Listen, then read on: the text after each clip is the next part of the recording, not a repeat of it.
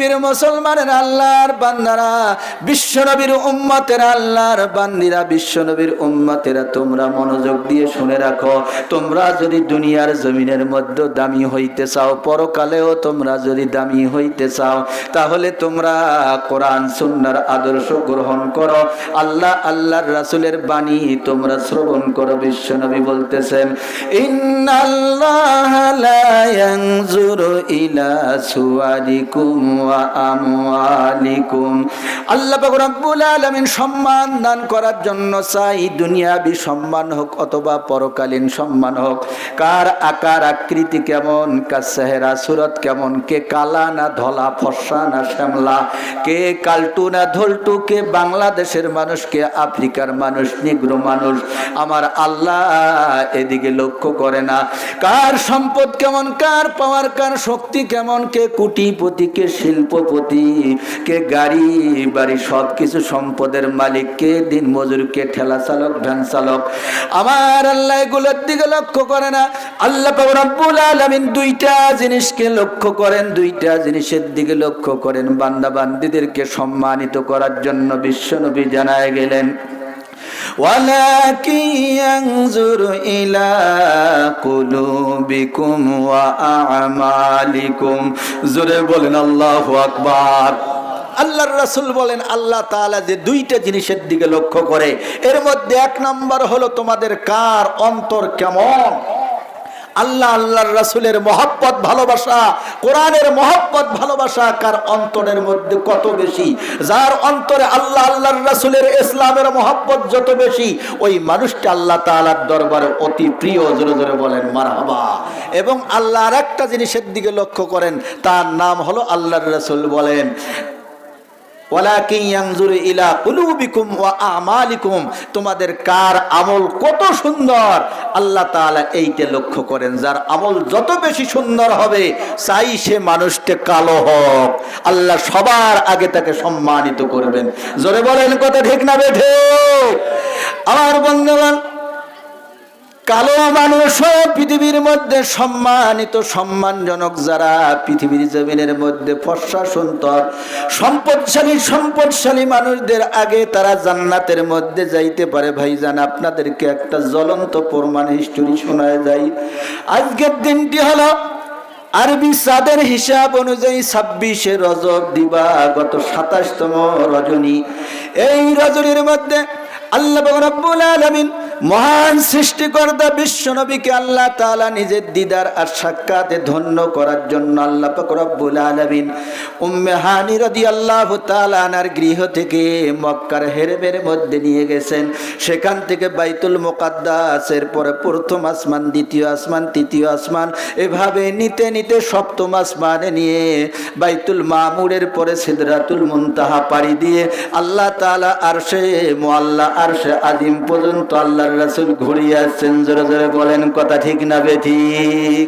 বুখারীর হাদিস, মুসলিম শরীফের হাদিস, পবিত্র কোরআনের সূরা বনি ইসরাইল প্রথম নম্বর পারার বনি ইসরাইলের প্রথম নম্বর আয়াত। এই আয়াতের তাফসীর অনুবাদ থেকে বলতেছি। বুখারীর বিশাল লম্বা চৌড়া হাদিস, এত লম্বা চৌড়া হাদিস বললে কয়েক ঘন্টা সময় চলে যাবে। সংক্ষিপ্ত আকারে বলতেছি, কাট করে, যেটা আমার বলা উদ্দেশ্য। বিশ্বনবী মেরাজের মধ্যে চলে গেলেন।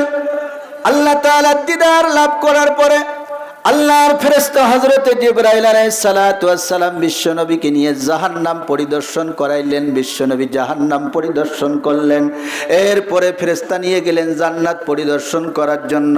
বিশ্বনবী যখন জান্নাত পরিদর্শন করতেছেন, ভাইজান, হাদিস শরীফের মধ্যে এসেছে আল্লাহর রাসূলের একজন নয়, দুজন নয়, প্রায় 25 জনের ঊর্ধ্বে সাহাবায়ে কেরাম, জলিল কদর সাহাবায়ে কেরামরা এই মেরাজের হাদিসটি বর্ণনা করেছেন।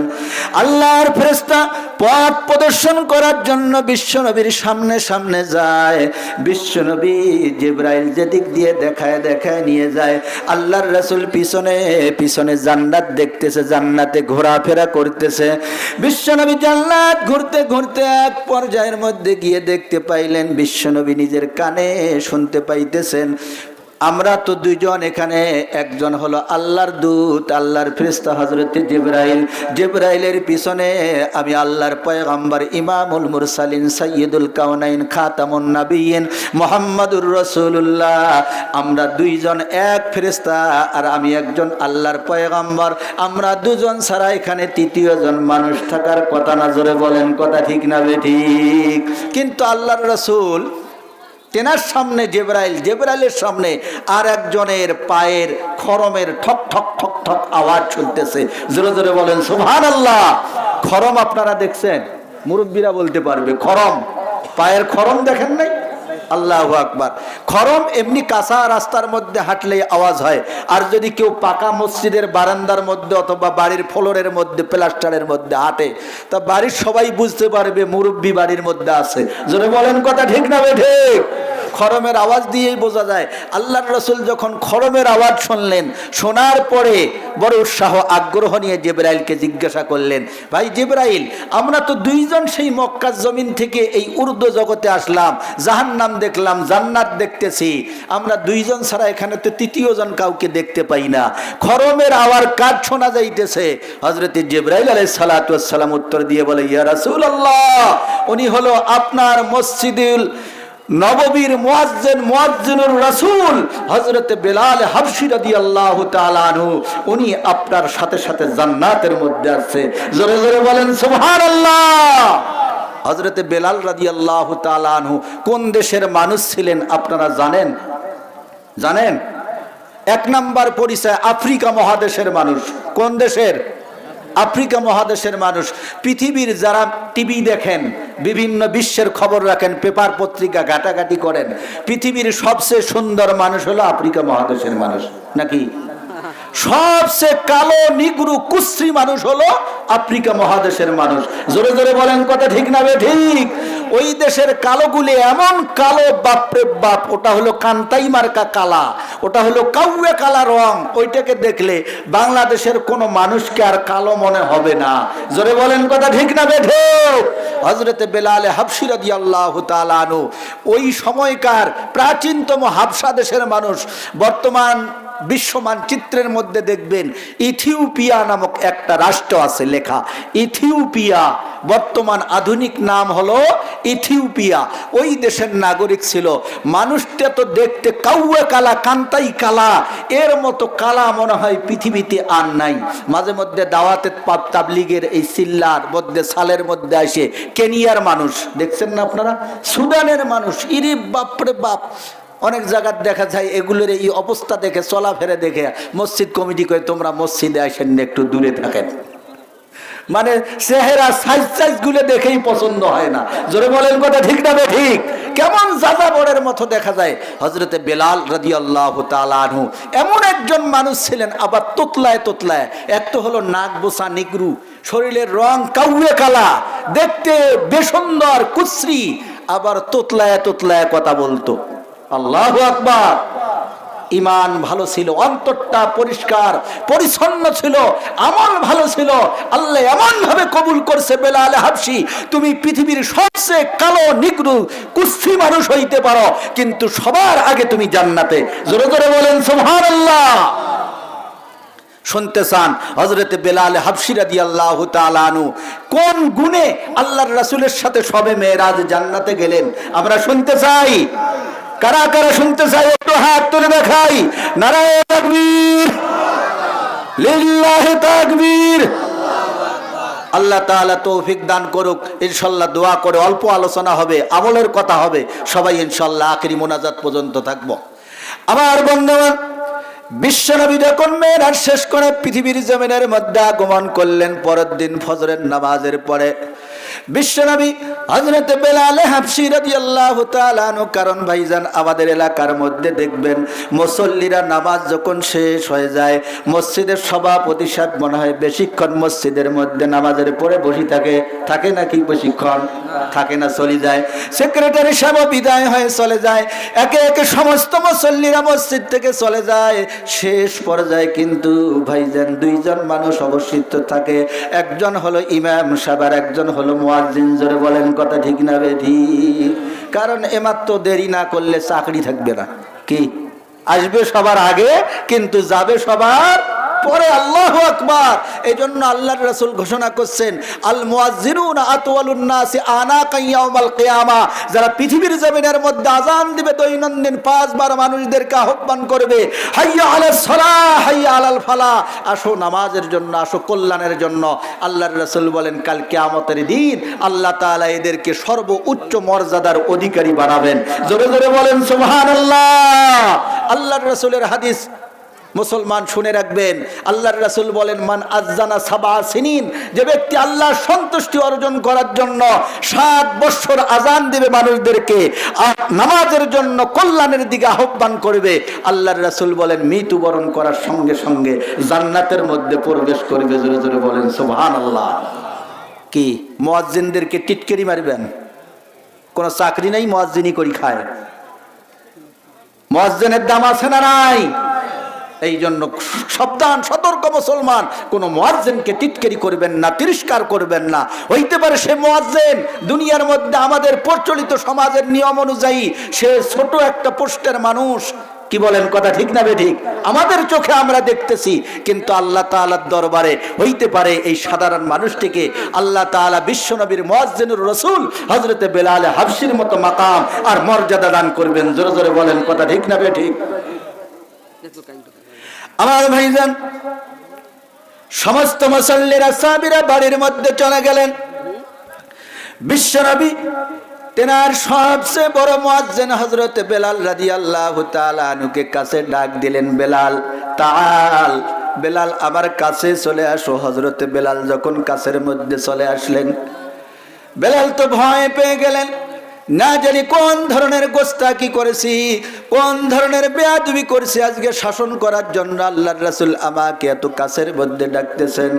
বিশ্বনবী এবার মুস্কি হাসি দিয়ে বেলালের ভয় দূর করে বেলালকে ডাক দিয়ে বললেন, বেলাল দৈনন্দিন 5 বার করে এই মসজিদে নববীর মধ্যে তুমি আযান দাও, মসজিদে নববীর মধ্যে ফরজ নামাজ আদায় করো, রাত্রিবেলা আমার দরবারে পড়ে থাকো। তোমার গোপন ইবাদত বলতে কিছু নাই, আমি তো সব জানি। এমন কি ইবাদত করো, আল্লাহর সঙ্গে এ কেমন সম্পর্ক করে ফেলছো?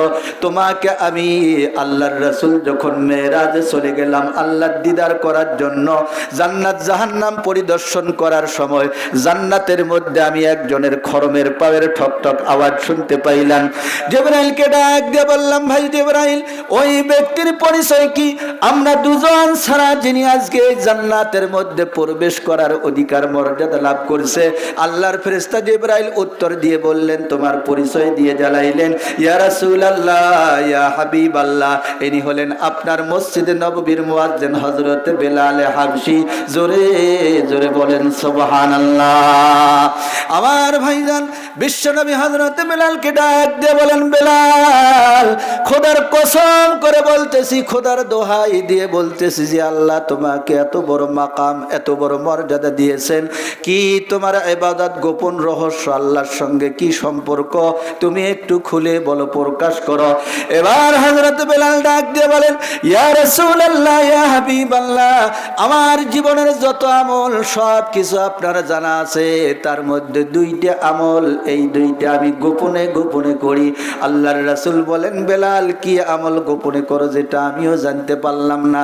এবার হযরত বেলাল হাবশী ডাক দিয়ে বলেন, ইয়া রাসূলুল্লাহ, ইয়া হাবিবাল্লাহ, 1 নাম্বার আমল হলো, আমি তো আপনার সবচেয়ে বড় মুয়াজ্জিন, কাছের মুয়াজ্জিন। ভাইজান, হাদিসের মধ্যে পাওয়া যায়, কিতাবের মধ্যে এসেছে, আল্লাহর রাসূলের মদনী জীবন অর্থাৎ মদিনার 10 বছর জীবনের জন্য আল্লাহর রাসূল মদিনার কেন্দ্রীয় মসজিদ, বড় মসজিদের জন্য 3 জন মুয়াজ্জিন নিযুক্ত করেছিলেন। এর মধ্যে বড় মুয়াজ্জিন ছিলেন হযরত বেলাল রাদিয়াল্লাহু তাআলা আনহু। জোরে জোরে বলেন সুবহানাল্লাহ। আমাদের দেশের জাতীয় মসজিদ বাইতুল মুকাররমের কি মুয়াজ্জিন একজন? কি বলেন একজন? একাধিক মুয়াজ্জিন। এরকম মসজিদে নববীর একাধিক মুয়াজ্জিন ছিল, কিন্তু সবচেয়ে বড় মুয়াজ্জিন ছিল হযরত বেলাল রাদিয়াল্লাহু তাআলা।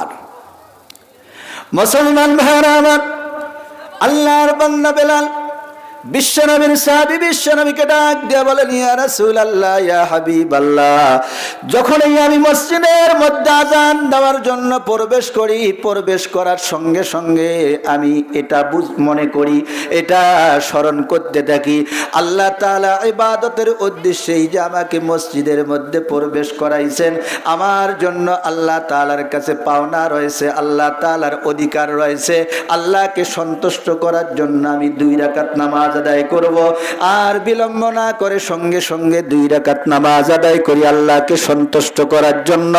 আমার বন্ধুগণ, পর্দার অন্তরালের মা বোনেরা, মসজিদের মধ্যে যখন কোন আল্লাহর বান্দা বান্দিরা প্রবেশ করে মসজিদের সম্মানার্থে যে 2 রাকাত নামাজ আদায় করা হয়, এই 2 রাকাত নামাজকে বলা হয় দাখিলুল মসজিদ বা দুখুলুল মসজিদ, অর্থাৎ মসজিদে প্রবেশের নামাজ। জোরে জোরে বলেন, কথা ঠিক না বেঠিক? কিন্তু আজকে আমাদের সমাজের মধ্যে এটাকে বানাইছে জুম্মার দিনের নামাজ। কয় জুম্মার দিন 22 রাকাত নামাজ, তার মধ্যে 2 রাকাত হলো দুখুলুল মসজিদ। কি দুখুলুল মসজিদ? মসজিদ প্রবেশ করা খালি 7 দিনে একদিন। এরা হলো কৌশলী, মানে দৈনন্দিন যেন মসজিদের মধ্যে 5 বার যাওয়া না লাগে, ওই কোন দিন শুক্রবার আসবে ওই দিন মসজিদের মধ্যে প্রবেশ করবো, 22 রাকাত নামাজ একবারে পড়ে আসবো। জোরে বলেন, কথা ঠিক না বেঠিক? এই ধরনের মুসল্লিদেরকে আমি প্রায় জায়গার মধ্যে গিয়ে বলি, এদের নাম হলো, স্ট্যাটাস হলো, এরা হলো শুক্কুর আলী। এরা হলো কি আলী? শুক্কুর আলী মুসল্লি। এই শুক্কুর আলী আর এক শ্রেণীর মুসল্লি থাকে, সবে বরাত কোন দিন আসবে, ওই যে হুজুরে বয়ান করছে আজকে যা চাবে তাই পাবে, সবে বরাতের আশায় থাকে, এরা হলো বরাত আলী। আর এক শ্রেণীর মুসল্লি থাকে, সবে কদর কোন দিন আসবে, আজকে ফেলে আল্লাহ জীবনের তামাম গুনাহ একবারে ধুয়ে মুছে পরিষ্কার করে দিবে। কন্যা সুবহানাল্লাহ। এদের নাম হলো কদর আলী। আছে না নাই আমাদের সমাজে? কি বলেন, আছে? শুক্কুর আলী, বরাত আলী, কদর আলী। কি এই মার্কা মুসল্লি হয়ে জান্নাতে যাওয়া যাবে? আল্লাহ কি এই নামাজ পড়ার জন্য বলছে?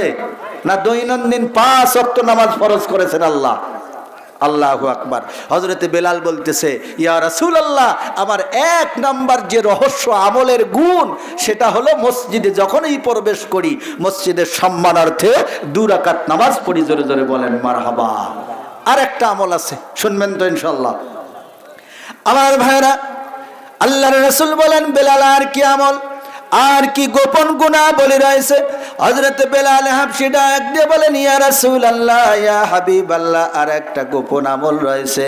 যখনই আমার ওযু নষ্ট হয়ে যায়, আমি চিন্তা করতে থাকি, উপলব্ধি করতে থাকি, একজন ঈমানদার কখনো ওযু ছাড়া থাকতে পারে না, বেওযু থাকতে পারে না।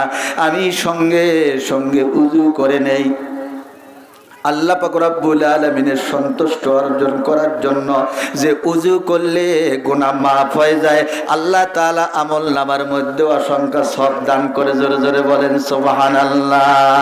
আমার বন্ধুগণ, বুখারীর বর্ণনার মধ্যে এসেছে, বিশ্বনবীর সাহাবীরা এই হাদিস বর্ণনা করতে গিয়ে বলেন, আল্লাহর রাসূল এই 2টা গুনাহ বলি হযরতে বেলাল হাবশী রাদিয়াল্লাহু তাআলা আনহুর কাছ থেকে যখন শ্রবণ করলেন, বেলালকে ডাক দিয়ে বলেন, ইয়া বেলাল, বিহাতাইন, খোদার কসম করে বলতেছি, এই 2টা মাত্র গুণের কারণে আল্লাহ পাক রব্বুল আলামিন তোমাকে এত বড় মর্যাদা দিয়েছেন। আমি রাসূল যখন মেরাজে গেলাম আল্লাহর দিদার করার জন্য, পৃথিবীর কোনো মানুষ ওই দিন জান্নাত দেখতে পাইল না। বেলাল, তুমি একজন হাবশা দেশের নাগরিক, কালো কুশ্রী অসুন্দর মানুষ হয়েও আমার আগে আগে তুমি জান্নাতের মধ্যে হাঁটতেছো। জোরে জোরে বলেন সুবহানাল্লাহ। এজন্য বিশ্বনবী বলেন, ইন্নাল্লাহা লা ইয়ানজুরু ইলা সুওয়ারিকুম ওয়া আমওয়ালিকুম ওয়ালাকিন ইয়ানজুরু ইলা কুলুবিকুম ওয়া আমালিকুম। ও পৃথিবীর মানুষ, আল্লাহর বান্দা বান্দীরা, আল্লাহ পাক রব্বুল আলামিন কার সম্পদ, গাড়ি বাড়ি, টাকা পয়সা, ধন সম্পদের পরিমাণ কেমন, কার চেহারা কত সুন্দর, আল্লাহ এদিকে লক্ষ্য করে না। আল্লাহর কাছে গ্রহণযোগ্যতার মাপকাঠি হলো কার অন্তর কেমন, কার আমলটা কেমন। জোরে জোরে বলেন, কথা ঠিক না?